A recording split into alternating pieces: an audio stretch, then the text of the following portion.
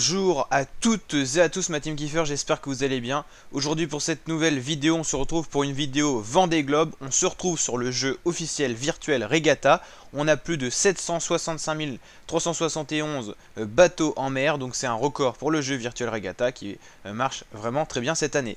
Avant de commencer le début de la vidéo où on va vraiment tout simplement faire le point par rapport à où on se place dans la course et tout ça, par rapport à notre position que vous voyez ici qui est 214 millième, on va faire une petite aparté sur notre team, tout simplement parce que j'ai créé une petite team. Donc ma team c'est la team Kiefer, donc n'hésitez pas à la rejoindre la team pour qu'on lors des vidéos on puisse comparer nos trajectoires, tout ça. Et puis si vous voulez parler également avec moi de stratégies différentes dans le jeu, donc n'hésitez pas à nous rejoindre. On est pour le moment en 3, donc n'hésitez pas à rejoindre la team Kiefer. J'en avais pas encore fait la promo, il y a eu déjà des personnes qui ont rejoint, donc c'est hyper cool. Donc on a 50 places maximum, donc n'hésitez pas à nous ajouter, c'est avec plaisir qu'on pourra faire la course ensemble et donc voir un petit peu où on se situe. Je pourrais vous faire des petites dédicaces en vidéo. Donc merci à Tom Maganda et à Théo de nous avoir rejoints, ça fait plaisir la team. Et donc on est parti pour le cœur de la vidéo. Puis n'hésitez pas à m'ajouter aussi avec mon pseudo Tristan Ménard YouTube. Il y a eu beaucoup de demandes dernièrement, donc ça fait plaisir la team. Je sais plus, on peut voir ça. Ça doit être par là, ouais, voilà. Donc en tout cas n'hésitez pas à nous rejoindre, ça fait plaisir. Allez, c'est parti pour le cœur de la vidéo, on va voir où on se situe. Et on a une petite remise en question, est-ce qu'on a adapté la bonne stratégie? C'est ce qu'on va voir dans cette vidéo. Parce que là je commence à avoir des doutes, hein. On avait choisi de longer les côtes, je vous le rappelle. Donc là on voit notre trajectoire. On était passé à côté de l'Espagne, Portugal. Et puis on s'était recentré un petit peu. Donc là pour l'instant tout va bien parce qu'on avance vite, mais on a pris un peu de retard, c'est ce qu'on va voir sur la map. Donc là on est dans des vents puissants, on est dans la dépression que certains ont déjà bénéficié dans la journée d'hier. Moi vu que j'étais un peu plus, on va dire, vers l'est, la dépression arrive que maintenant, donc c'est là qu'on va vraiment rentrer dedans. On est déjà dans les prémices, et là on va avancer assez vite parce qu'on arrive dedans. Mais ces bateaux-là, on en ont bénéficié hier à ce niveau-là. Donc ils ont un peu d'avance. Maintenant, ils se retrouvent dans des vents un peu plus calmes, 14-13 km/h. Que nous, on sera dans des vents assez rapides. On pourra avancer à 35-40 km/h. Ça, c'est le point positif. Mais c'est vrai qu'on a pris un peu de retard. La stratégie de longer les côtes, comme vous voyez ma stratégie ici de trajectoire, était peut-être pas forcément la bonne. C'est ce qu'on va voir. En tout cas, les prochaines heures vont être décisives. Après le passage de la dépression, on pourra voir notre classement. Parce que en gros, on sera d'égal à égal. Parce que en gros, ces bateaux-là ont bénéficié de la dépression quand elle était là. Nous, on va en bénéficier maintenant. C'était ma stratégie. Est-ce que dans 24 heures, 48 heures, on verra tout simplement si on a eu raison ou pas. Parce qu'on sera quasiment raligné à armes égales, parce qu'on sera sur des vents à peu près pareils. Dans 24 heures, le vent sera comment? En fait, on va arriver près des alizés. Enfin, c'est ici au niveau de l'équateur. Donc on a des vents qui descendent du nord-est et qui arrivent du sud-est. Donc on sera à peu près à armes égales. C'est-à-dire que vous soyez là ou là, ça sera à peu près le même vent. Il faudra bien choisir pour avoir possiblement le plus puissant. Donc c'est ce qu'on va essayer de faire. Et puis donc dans 24 heures on sera là, ça sera un peu calme. Il faudra qu'on aille vite fait chercher les vents là. Et puis après, comme je vous dis, dans 36-48 heures, on aura toujours à peu près des vents constants. Donc c'est plutôt pas mal. Il n'y aura pas vraiment de choix à faire. Il faudra juste faire attention de ne pas passer dans cet endroit assez calme où les vents sont très faibles. Et j'ai vu que ça allait durer.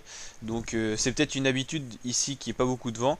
Mais en tout cas, il faudra éviter la zone. Donc là, je serai obligé de faire un petit slalom par là. Donc ceux qui sont là sont peut-être potentiellement déjà avantagés. Donc la stratégie de longer les côtes, pour l'instant je suis pas sûr qu'elle soit payante, hein. La plupart avaient fait ce choix là de faire plus de trajectoires et au final ils sont un peu devant moi pour l'instant, donc la stratégie était peut-être pas forcément la meilleure.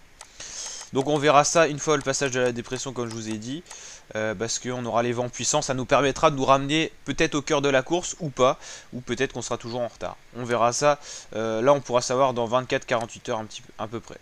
Alors au niveau de la team, alors vous êtes où? Donc la team déjà c'est les petits boucliers rouges. Alors on a déjà Tom Maganda qui est 106 millième. C'est plutôt pas mal parce que là tu te situes dans la dépression aussi, tu vas pouvoir avancer bien vite et potentiellement rattraper les premiers. On a ici un peu plus loin un autre bateau de la team. On va essayer d'aller le chercher. Voilà, 326 millième. C'est pareil, là tu es dans un endroit où il n'y a pas trop de vent, c'est assez calme, mais tu vas pouvoir bénéficier bientôt des vents. Donc ça va potentiellement te ramener dans la course, mais tu es déjà un peu plus loin. Après on a une stratégie un peu comme moi qui était de longer les côtes avec Tibmar.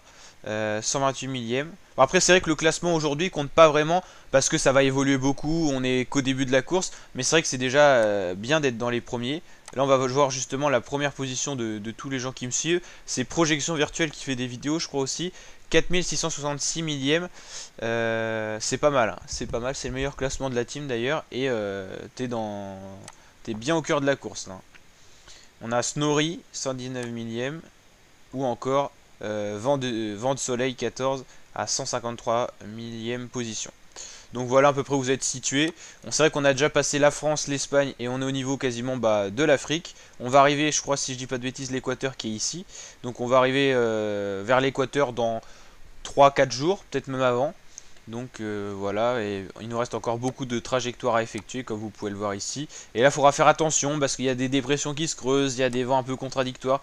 Donc il faudra aller chercher le meilleur compromis, quitte des fois à faire des détours. Faudra viser juste, peut-être plus juste que ce qu'on a fait. Donc on remet un peu en question la stratégie de longer les côtes et de bénéficier de vents plus forts que je pensais qu'elle allait être pour nous. Et finalement quand on voit le cœur de la course, on est un petit peu loin maintenant. Mais c'est vrai qu'on a quand même ce beau moment à passer où on va bénéficier de vents assez forts. Donc voilà. On va revenir à la position 3D. Pour voir un petit peu... voilà, on avance à 36 km/h. Donc c'est vrai que là on reprend de l'avance. Parce que j'ai vu que ceux qui étaient dans les premières positions avançaient de 16 à 24 km/h maximum. Donc là on est un peu en train de revenir. On bénéficie de vents assez forts, mer agitée. Il fait 20 degrés parce que forcément on se rapproche de plus en plus de l'équateur. Et aussi des températures les plus chaudes d'Afrique, tout ça. Après la mer ça permet aussi de refroidir un peu la température.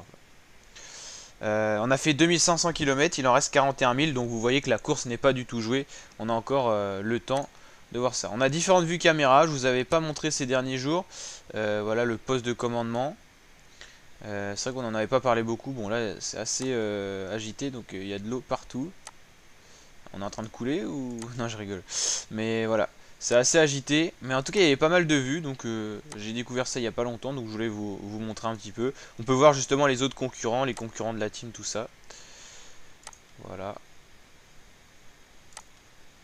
Et voilà, toutes les vues qu'on peut voir. Donc la team, n'hésitez pas à liker la vidéo si elle vous a plu. Bien sûr, à vous abonner, activer la petite cloche des notifications pour suivre les vidéos Virtual Regatta et plein d'autres contenus sur ma chaîne YouTube. N'oubliez pas la petite cloche, ça permet des fois que si vous l'activez pas, ça peut vous désabonner. Il y a des petits bugs, donc on ne sait pas pourquoi ça bug comme ça. Et puis pour avoir les notifications et avoir la sortie des vidéos, c'est un peu mieux. C'est pareil, même quand vous activez la cloche, il peut y avoir des bugs notifs. Donc c'est assez étrange, mais bon voilà. Donc je vous dis à très bientôt pour de nouvelles vidéos mes fratés. Allez, ciao!